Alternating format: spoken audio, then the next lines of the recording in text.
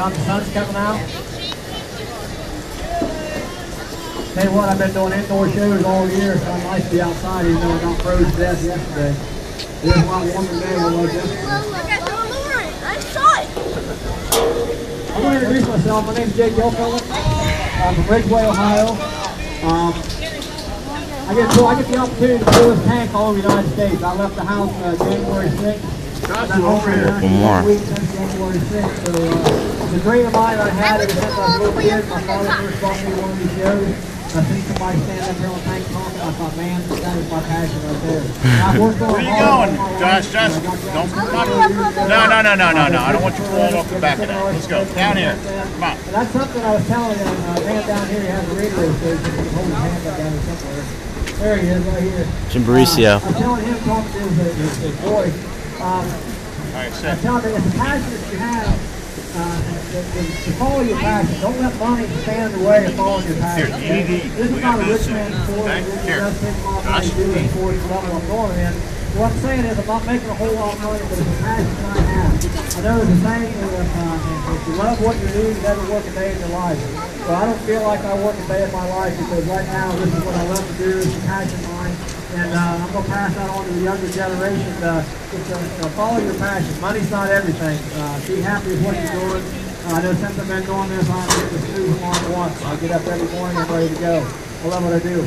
But some of the things I'm going to try to explain to you today is going to make your day a lot better fishing. It's going to make it a lot easier on your wallet. It's going to make it a lot easier on your pocketbook. It's just going to make your day a lot better fishing.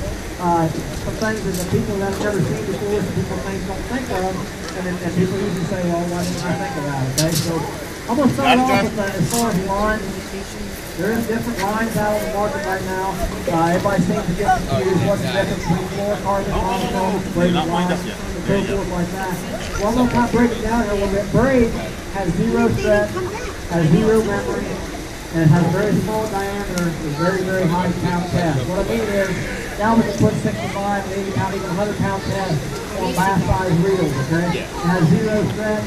The braid position is awesome with it. A lot of times you don't want a lot of stretch. The braid, a lot of times when I use braid, I'm punching mass, like down in Florida, or even Alabama, or even upstate New York, that can't claim to go Tycoon River with punching mass. I like that braided line because you got the ability for that, the opportunity to deal with big fish. Okay, a lot of times we're punching ounce and 40 weight. We're punching down to these mats and there's water underneath it. Now I got to get a 7-pound bass's head through a hole and I just punched the mat about the size of my thumb. Okay, so with that extra strength on my bait, you want to use heavier hooks and that. The thing about braid is you don't have to change your hook set with braid. Okay. Especially if you're using a heavy weight. Just for instance, I know probably a lot of you people don't try punching, but I'll tell you what, if there's a bass fish, punching is something that's kind of fluctuation. It's not used a lot. It's used a lot up north, it's used a lot down south, and in between here, it's not used a lot. It's a great opportunity to catch a lot of big fish. What punching is when taking a heavy weight, and when you see stuff matted on the surface, when you see corn stalks, when you see matted old beans or wheat beds and stuff like that, well, just because it's matted on top doesn't mean it's matted all the way to the bottom of it. There's still holes in there and caverns and canyons and stuff that fish get in. Instead of fishing across the top of them, I'm going to punch my bait down through it and use a heavy weight. And what it's going to do, I'm going to punch down through a hole in it, and it's going to be free falling around water like that. Just going to high down the bait a little bit. Maybe that's what it's going to call the water falling that fish is in. It's awesome technique. We don't want to learn more about that, and we won't try to explain what it means down in the bottom. But anyway, as far as braid, I like to use braid for that. I like to use braid for long casts and surface bait. Braid does float. I'm going to make long casts and fruit. I'm going to throw the steel fish. I'm going to make long casts. You get better hook set on long casts with braid because it has no stretch. You put a lot more action in your lure with a lot less rod movement. Okay, that's what I like to use braid. Monofilament. Monofilament has about 35% more stretch than what fluorocarbon does. Monofilament also floats, okay? I'm going to use that in some of my crankbait applications, some of my surface bait applications, because you don't want to line the sink with a surface bait that's going to pull the bait down the water. You want to have something that floats. I'm still old school when I do a lot of my flipping and heavy cover stuff. I like to use my stuff. Like I said, I'm old school. On my line to float, I want that line to fall out of the straight down the water. I want the line better than you think. I feel I get hung up more often if I had a best get more strikes with my sentry. Now, if I'm casting or if I'm pitching, a little bit longer line technique, I like using floor targets because floor target does sink. It's going to be a lot more sensitive. You've got to pitch a lot more strikes. And also have good lightning back very close to visible water, okay? I'm not worried about fish seeing my line, being eye shy or anything like that. So that's what I'm going to use my floor target. So all these lines right here, I can't tell you one's better than another. It's just a tool, okay? There's a lot of tools and fishing. The main thing is just dominate on the different techniques and stuff by using certain tools to make that technique better. Okay? There's a lot of tweaking the process, and it's just going to make you a lot better anglers. Okay?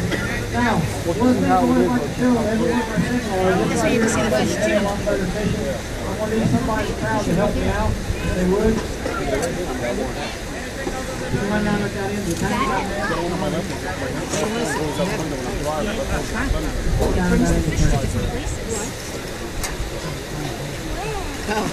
Then put your foot on that. Stand on hold base. Keep your foot on the whole base. There you go. Either that or put it right here and take off with that heel. Alright, you guys see all this trilogy stuff I have in my line? I haven't treated this line, but and if you want another hot dog, we can go get another one. I just wanted to get one round, you know what I mean? It doesn't mean your line's bad. You can put brand new line on your pole, go to fish the next day, and you can have that line wrapped around your pool. That's line memory. I'm going to teach you how to train that line. So when your day's fishing, you don't really have a lot of that line memory. What that curly Q stuff does is going to slow down my accuracy, it's going to slow down my cast. It's going to mess up my accuracy because all that trilogy stuff that goes through these islands. It's going to slow down your bait, it's going to cut down your casting distance and your accuracy, okay? So before you go fishing, simply take 10 or 15 yards forward and pull the casting in the bait. Tie your bait to something solid. Tie your line to something solid. And by treating your line, what I mean by treating your line, put line magic, the real magic, or straight silicone, that works fine on it. I'm going to spray it right on my spool. If you have a push button reel, simply take the cap off, spray it right on your spool, okay? That's not the condition of my line. It's going to keep it moist, it's going to keep it fishing, dried out, brittle, and wiry like this. But anyway, before I go fishing, I'm going to take my line. Now, like I said, monofilament has about 35% more stretch than what fluorocarbon does. But you can still feel the sponginess in it, okay? This sponginess right here, what I'm doing now is training that line. I'm stretching all the old memory out of that, stretching new memory in it. Put new memory in it. No longer it takes me to find my gums. I'm going to have to do this. Look at my line now. Just like new line. I'm going to lay flat. You're going to cast a lot harder. You're going to cast a lot more accurate. It's going to make you really a lot better fishing. Thanks, buddy. Another thing, I got this up here. I see so many people when they get their lures back, to get their hooks back, they put it right here in the island there where they're fishing on. That's like this, all right? That right there is a big no-no. I'm going to tell you why. Put a hook in your island right here, whether it's ceramic, oxide, aluminum, metal, doesn't matter. But putting a hook in here, you're still going to mar that finish. What I mean by marring that finish, you can put a little scratch in it, you can put a little crack in your island, you can put a little ripple in that. What that's going to do, every time you cast or every time you do a wind, it's going to fray that line. That line's got to go through that, it's going to fray. It's going to take that little mix of stuff in the line, it's going to make your line weaker, okay? We don't want to lose the biggest fish in our life just because we play the line. When you get done fishing, always take the bait. Use a trigger stick. This right here is a trigger stick. See that trigger right here on the back of the reel seat. It's got a trigger on it. I simply just take a little drill a hole down through it. I keep my baits nice and neat on here. If you don't use a trigger stick, you stick it in the cord, you stick it in the reel seat, you stick it on the reel. A lot of the rods nowadays have a lure keeper right here on the grip of the rod. You stick your lure in it. But just keep it away from the island. Before I put this away, I'm going to stretch this out just like a bow, just like so. Alright? I'm going to wrap it around my rod about 4 or 5 times. Now everything is a nice neat package. I can put 15 of these rods in my rod box. If I want to get a certain rod out, I just simply pull them out. There's no line tangle out and ready to go. Now I do have rod sleeves, thick deck and bacon. These rod sleeves are just little rod sleeves that come slide over the rods. I'm traveling from from lake to lake, and I put my rods and rod speed, so I'm banging this each other on the boat. But they do have rod speed, the fish on license speed, all license speed, and just playing the rod. So keep playing the line. If y'all give that a little try, it's going to make you get a lot better fishing. Yeah. Also, how many of y'all use spinning reel? What? Want to get more? Spinning reel is very nice. An awesome reel. You put white lures with them. They're very easy to use. Kids can use them. No, bring your TV home. But they have to come with a lot of line twists. What causes a lot of your line twists is if you notice you're reeling in your lure is spinning, you're putting a lot of line twists in your line, okay? That's going to be a big headache. It's just going to fall off on the speed. When you notice you have a cast, all of a sudden you get a big bird nest, and that's about the second mile. That's not all as hard as it goes. Well, what causes most of your line twists is this right here. When I put this bait out, if I was to take my reel handle just like so, and set that bail like that, every time I do that, I'm throwing a loose line around that spool and putting no line twist in my food, okay?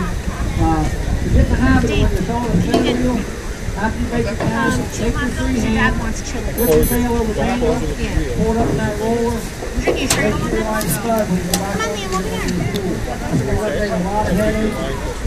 It'll take away a lot of line twists, and it's going to make it very a lot easier. Now, another thing. Okay, it's okay. Daddy's right there. What I mean by wind knot is Okay, I'm back to the stay right here.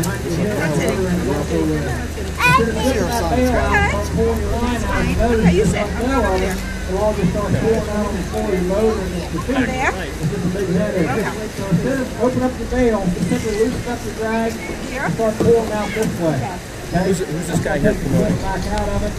There's going to be a lot more manageable. You can line here on the ground in front of you. And then just don't forget to reset He's your pro drag. though. He's pro. He does the tournaments. Real pro level? Or? Yeah. Well, in the summertime, you know, during the season. So just like the big fish, I started already. and you're reeling, You want something on this? That's my just like yours, Yes, Buster. Yeah. and you can pinch and reel, that's just flipping that line around that pool and you put the line in the line, okay? Make sure you set your drag on the spin reel, set it out here, don't set it down here, that's a big innovation. You have to think about twice as much pressure here, so hit it out here, you got drag the same. So you want to set your drag to come out here. How I set my drag on the spinning reel, I don't care what line it is, I'm going to pass it up the ball and I'm going to reel down on it and set the hook. As long as I get this little squeal out of it, I know that's good. Okay? I know my line drag is set good for that. Okay? Now what a lot of people do when they get a big fish, I fish Lake Erie a lot. I'm from Ohio, I fish Lake Erie a lot. No, Mommy can't put it there. That's perfect for you though. So you use pretty white lines. Sometimes you use 4, 6, and 8 pound test. Well, I'm not always exaggerating one bit. A lot of times it's going to take 10 minutes to get a big fish up into the boat on light line. But the last thing I want to do is, if I'm fighting fish and my drag is streaming, the last thing I want to do is sit here and tighten up that drag and tighten it up and go, oh yeah, I got you now. You come up towards the boat, I tighten the drag up. So now all of a sudden that fish gets up next to that boat, sees that boat, makes that last time, and breaks the line, and sends their whole picture of memory, and it's just like that. Alright? So always change gears for your head when you're fighting fish. The main thing is getting that fish in the boat. I want to fight that fish with just pulling my rod. I don't want to fight it with just my rod. I don't want to fight it with both my rods. I want to hold it high. I want to keep my line tight. I want to keep a good bow on my rod. And it's going to play that fish down. Alright? So all these spin reels now have a back reel feature. And actually back reel on. I go to fight a fish this way. It makes a long run, a hard run. I can back reel this way. The main thing is to get that fish in the boat, just slow down your head if you're ready, you can get that fish in the boat, okay? Now, I got this spinning reel in my hand, I'm going to show you the greatest spinning reel for slice braid. It's called braid. I'm going to give you quite a few reasons why I love braid on all my spinning reels. It's a simple fact. I'm going to call this a bass size spinning reel, okay? I know a lot of slicer fishing is great big spoons in the reel, but this is as far as a bass size spinning reel. You can do the same thing with trout size spinning reel on all of them. The braid, now I can put 20-pound line on my spinning reel. If you try to put 20-pound line film with a or a spinning reel, it's going to be a headache. It's all too wiry. It comes off the shooter. It's too tall. Just the dynamics of this, it has to be the right angle to come off. It's all just going to sprint back off. A So now I can put 25 pound test on a spinning rod, and that's why they use heavier line. Braid has zero stretch. Okay, by having zero stretch, that means I can cast here in that building up there, have the same hook set power here in that building as you do here on the tank. Okay, have zero stretch, a little bit better hook set. You know what it's like to set the hook on a long cast, on 8 or 10 pound cast. You feel like you set the hook into a sponge. You have all that stretch. The braid has zero stretch. Okay, very small diameter, has zero stretch, and it has zero memory. You've all seen what rods I've drawn before. I stuck out. See, I had this up in the spring. That's what wood line. It has none of that curly stuff. It has zero stretch. Alright? That's too big. Before you done, it's going to be a lot more magic. You have a little bright colors. I'm getting up there in years. I can't see it as good as I used to. But it comes in bright colors. It comes in yellow, orange. And if you're afraid of the fish seeing that, this is another cool deal with braid. I like taking a 4-carbon leader with a small bright knot and tying right here on the end of my line, last 4 or 5 feet. Okay? That's going to save you a ton of money. Because this line right here I put on here this spring is going to be the same line that I have on the same reel next fall. Not this coming fall, but next fall. Okay? The braid doesn't go bad. I'll just go simply strip all this line off, retie this end of my line to the backing of my spool.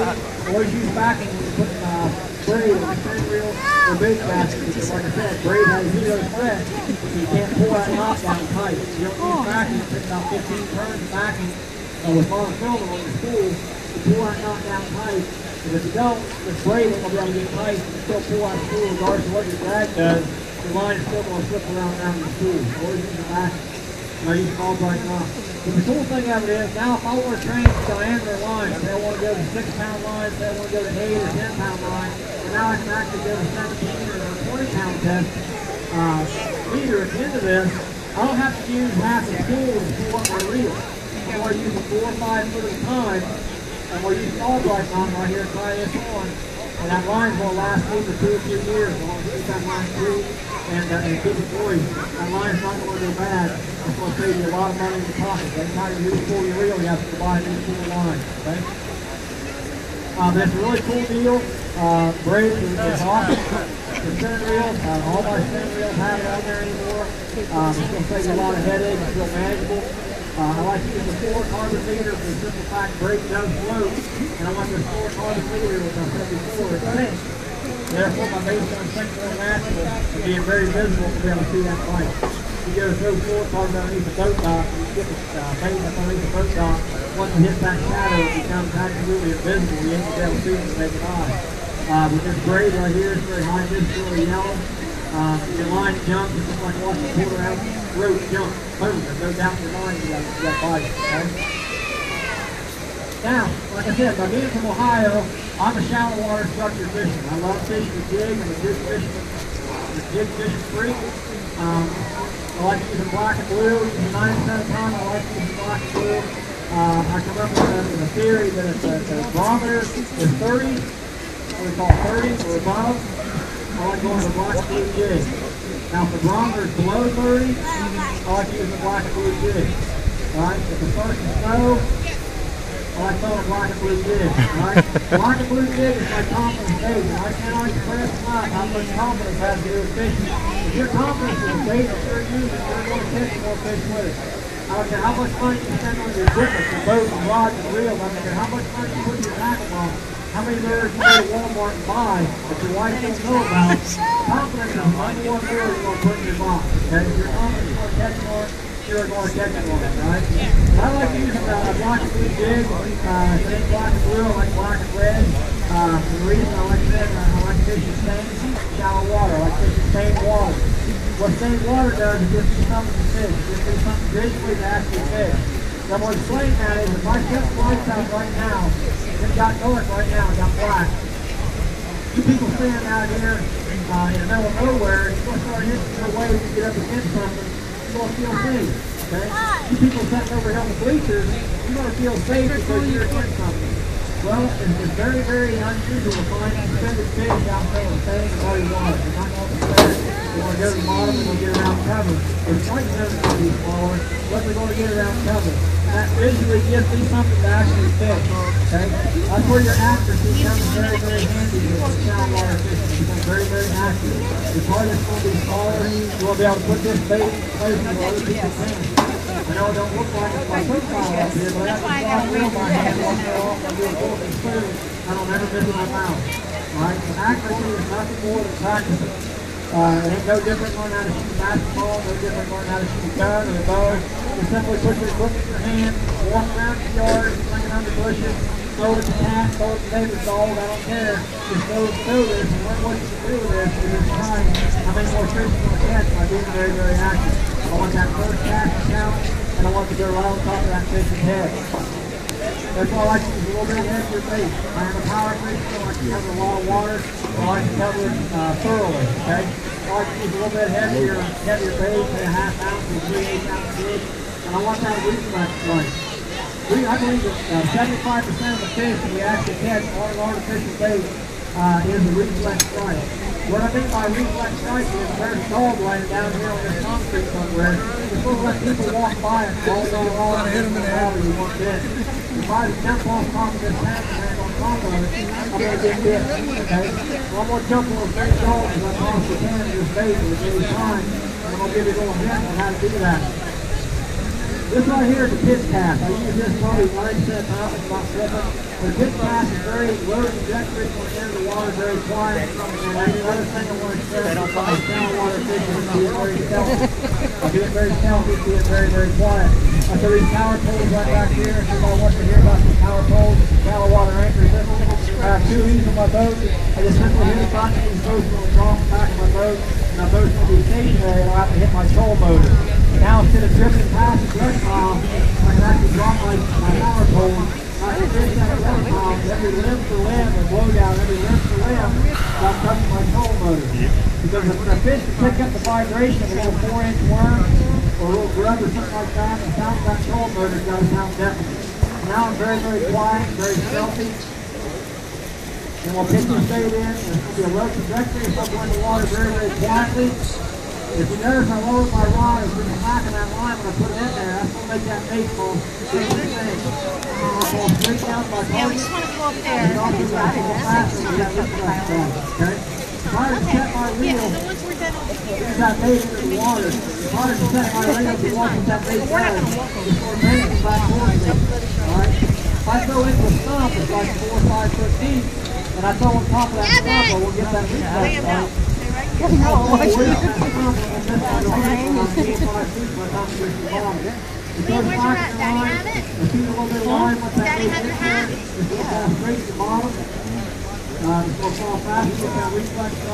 Now once I get that bait to the bottom in my strike zone, you're going to get 10 times more sensitivity out of your rod reel by holding it up here about 10 o'clock.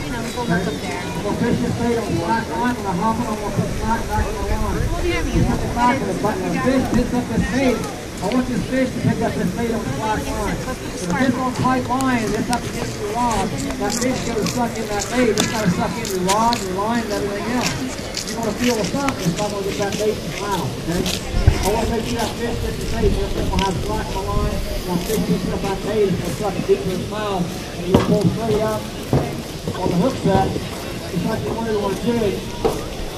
You'll put that right in the roof of that fish's mouth. You get in the roof of his mouth, you can bite it with a calcium ball down and your line don't break, okay? That's just that fine. The other technique I like to use for saltwater fishing is flip it. Just like upside down fly fishing. It's more of a vertical presentation. I'll use monofilament for this. I'm not going to touch my reel handle. Just continue to go at a constant speed of my troll motor. I'm going to flick this little dinky hole. I'm going to follow that pole down the bottom. I'm going to hop it once. I'm going to pull it back up. I want that to act just more tight than it did and I make it forward, okay? It's very, very active application. And on the cover, it's a good way to catch a lot of big fish because you get this inside the cover that people are actually fishing outside of. I'm actually putting my bait on the inside of that cover where they're hiding, okay? So it's all right down in front of the face. Liam, Daddy's over there. So if anybody has any questions, feel free to stop down there and ask your mom and dad or your son here. The key thing is always like to say is that every one of my signals, when I say this video all over the United States, what I do, there's any younger generations who are heroes in this world. He really is thrilled to copy that. It's on the basketball court right now in March Madness. About the people making millions of dollars in football field. And he is definitely not somebody into the fishing place. We're here as a guy standing for the men and women of the Warriors. Okay? We have anybody out there passionate Warriors Nobody? I like to applaud you guys anyway, even though you can't hear me, right? You can't take that piece of rough with us, do what we love to do here in the state. Another thing is the younger generation, I know you all heard the saying, take your kid fishing. I want to one up on you. Take your dad fishing, right? He's probably the one about I don't care how old he is. My dad's 80 years old now. He lives 283 miles away from the ball in Tennessee. I'm down there fishing permanently, giving seminars. I want to take time out of my busy schedule to make sure I take this kind of day with me. It means the world to me to being a father myself. I'm sure it means more to him. Okay? It's great to see your kids show up. Just to spend the day with you, take you somewhere and can share a store like this with hands out. Okay? Just for some reason or another, now my dad hooks me back with him. For some reason it's funny now. I don't know why. It wasn't funny back then. But anyway, I'd like to thank you all for standing out here in the weather. I'm sure it's a lot warmer down there than it is up here. If I have any questions, or any way to keep my base rating, feel free to come down to the tank and visit me. I'd like to thank all the sponsors for being here on the tank. And I'd also like to thank Pequest for inviting me back up here again to be here. I'll be in Collierville in September. Back in New Jersey. Talked to a lot of new people, just old friends that I've met throughout the years. But thanks a lot for hanging out and listening to what I love to do. All right, thank you.